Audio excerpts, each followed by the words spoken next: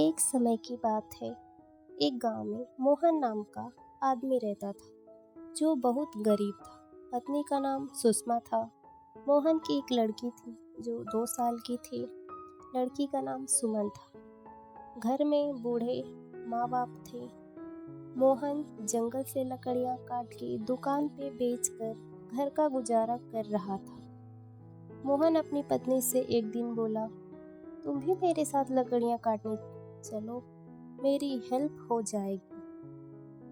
सुषमा ने कहा, ठीक है, मैं आपके साथ कल से लकड़ियाँ काटने चलूंगी।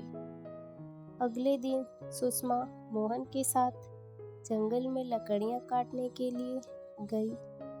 अपनी बेटी को सुषमा साथ में ले गई। दोनों लकड़ियाँ काट के दुकान पे बेचकर घर आने लगे।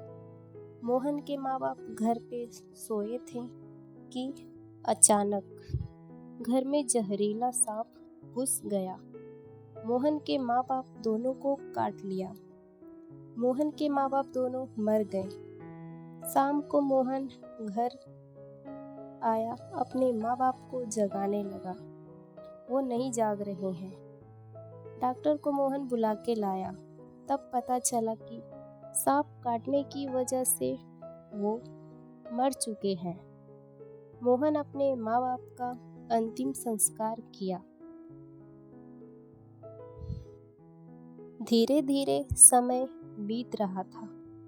मोहन की तबीयत खराब होने लगी। इलाज कराने पे पता चला मोहन को कैंसर था। मोहन के पास पैसे नहीं थे कि अपना इलाज कराए। एक दिन मोहन भी अपनी पत्नी को छोड़कर चला गया। सुषमा रो रो के अपने पति से कहती, मैं अब कैसे जीऊंगी एक बेटी को लेकर।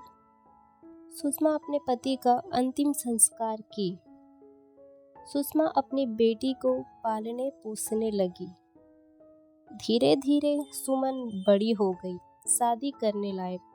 सुषमा सोचने लगी, बेटी की शादी करनी है, पर कैसे करूँगी?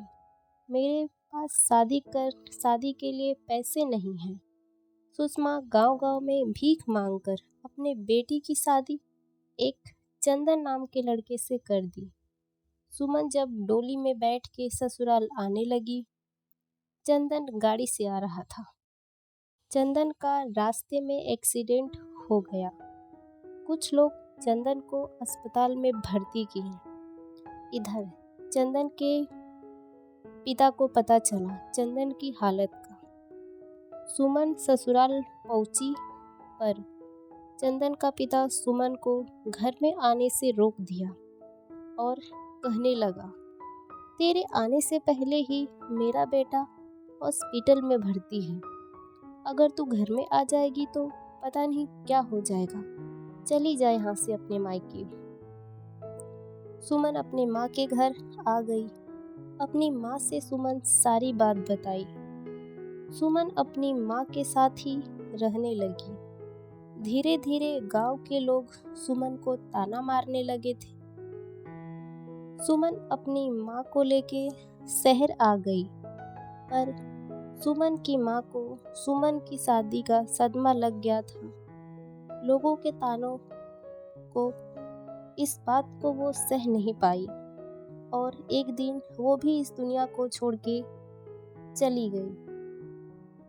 सुमन कहने लगी, माँ, तुम्हारा ही एक सहारा था, अब मैं किसके सहारे जीऊंगी? सुमन का कोई सहारा नहीं बचा तो सोचने लगी, मैं भी अपनी जान दे दूंगी। सुमन जाके नदी में कूद गई। सुमन को नदी में कूदता देख एक वेश्या ने देख लिया और सुमन की जान बचा ली।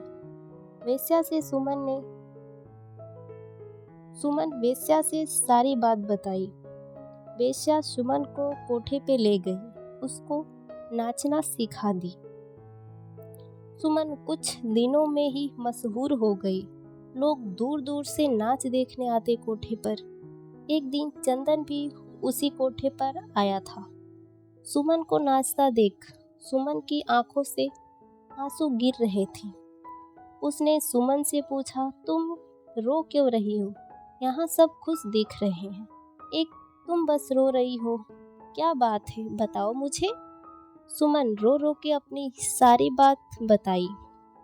बोली, शादी हुई थी पर पति का चेहरा भी नहीं देख पाई, बस उनका नाम ही पता है, नाम चंदन है। चंदन जब सारी बात सुना तो बोला, मैं ही हूँ चंदन, मैं तुमको कब से खोज रहा हूँ। पापा ने जो किया मैं उसके लिए माफ़ी मांगता हूँ, चलो अब अपने घर वापस। चंदन सुमन को लेके अपने घर आ गया और दोनों खुशी खुशी अपना जीवन बिताने लगे।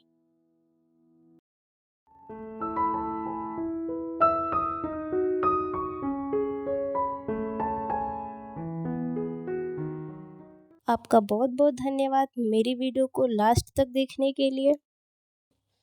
अगर वीडियो अच्छी लगे तो एक लाइक कर दीजिए। ऐसी ही कहानियाँ सुनने के लिए मेरे चैनल को सब्सक्राइब कर लीजिए